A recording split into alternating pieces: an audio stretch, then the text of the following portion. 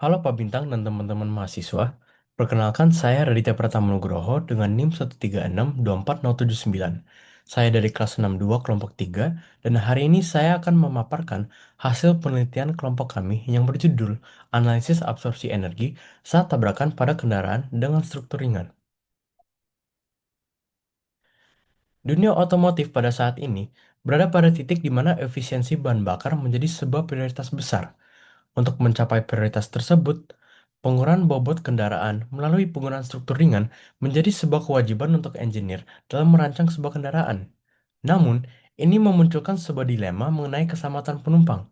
Apakah struktur yang semakin ringan ini tetap mampu melindungi manusia di dalamnya? Kami harus memastikan bahwa pengurangan bobot tidak membahayakan penumpang. Berdasarkan dilema tersebut, kami merumuskan tiga masalah utama. Yang pertama adalah bagaimana pengaruh pengurangan bobot terhadap keselamatan.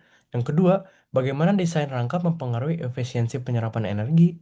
Dan yang ketiga, material apa yang paling efektif untuk digunakan. Selain itu, kami juga mempunyai tiga tujuan. Yang pertama adalah untuk menganalisis peran sasis ringan dalam perlindungan penumpang. Yang kedua adalah untuk mengevaluasi efisiensi desain rangka.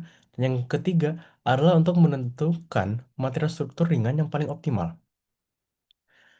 Sebelum kami lanjut ke analisis, harus memahami tiga istilah penting terlebih dahulu. Yang pertama adalah absorpsi energi. Ini sendiri adalah proses di mana struktur mendisipasikan energi kinetik dari beban eksternal melalui deformasi plastis. Selanjutnya ada crashworthiness, yang merupakan kemampuan sebuah struktur untuk melindungi penumpangnya melalui penyerapan energi yang efektif. Yang terakhir adalah crumple zone atau zona remuk. Ini sendiri akan menjadi fokus utama pada kelompok kami, dan secara sederhana, zona remuk adalah bagian rangka yang sengaja dirancang untuk runtuh secara terkontrol. Secara fisik, zona remuk bekerja berdasarkan prinsip impuls, di mana F dikali delta T sama dengan delta P, di mana F adalah gaya, T adalah waktu, dan P adalah momentum. Tujuan dari crumple zone sendiri adalah untuk memperlama durasi tabrakan agar gaya impuls F yang diteruskan ke kabin penumpang dapat diminimalisir secara signifikan. Sekarang, pertanyaannya adalah bagian mana dari sasis yang paling berkontribusi dalam menjaga faktor keamanan penumpang?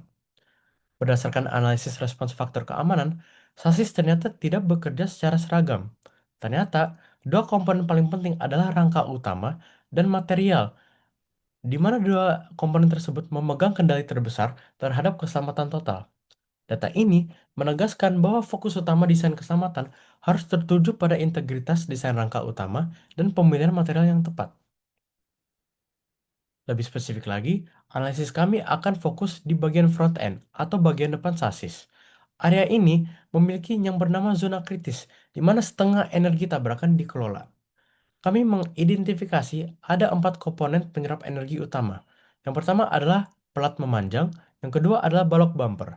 Ketiga dan keempat adalah yang paling penting, yaitu crash box dan rel S, di mana crash box bertindak sebagai penyerap energi awal, sementara rel S menentukan bagaimana energi tersebut dialirkan ke sasis utama tanpa menyebabkan kegagalan pada struktur kendaraan.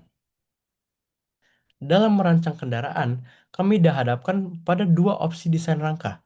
Pertama, ada ladder frame yang sangat kuat menahan beban berat, namun cenderung kaku dan sulit menyerap energi secara fleksibel oleh karena dia memiliki struktur yang terpisah. Di sisi lain, kami juga menganalisis monocoque. Beda dengan ladder frame, monocoque menyatukan sasis dan bodi menjadi satu.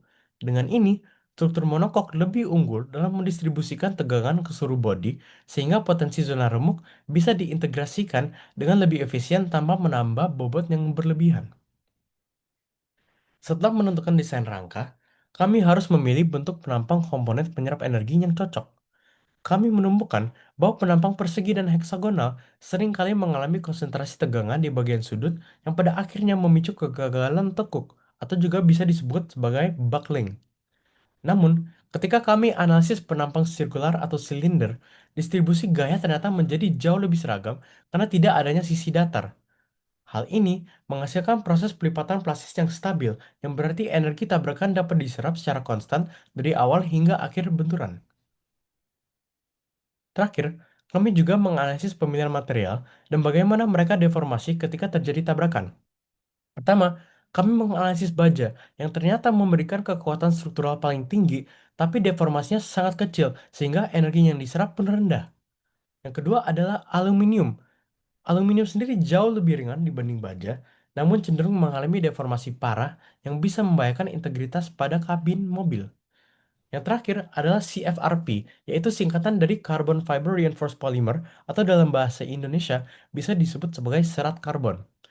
CFRP sendiri memiliki performa terbaik oleh karena ia dapat mendisipasikan energi sebesar 13,5 megajoules tanpa mengalami kerusakan permanen. Data ini membuktikan bahwa material komposit mampu menawarkan perlindungan maksimal dengan massa yang minimal. Pada akhirnya, penelitian kami menyimpulkan bahwa rangka monokok adalah struktur terbaik untuk perlindungan penumpang. Dari sisi geometri, penampang silinder memberikan stabilitas deformasi paling tinggi, dan secara material, CFRP terbukti sebagai solusi paling optimal untuk mencapai standar keselamatan maksimal pada kendaraan. Sebagai rekomendasi akhir, kami menyarankan untuk lebih fokus pada bagian rel S dan crash box. Oleh karena dua komponen ini memiliki oleh karena dua komponen ini memiliki kekakuan besar dan bisa mengakibatkan energi tabrakan yang tetap diteruskan ke penumpang. Selain itu, juga karena biaya CFRP yang cukup tinggi, kami mengusulkan strategi hibrida atau penggunaan hybrid material.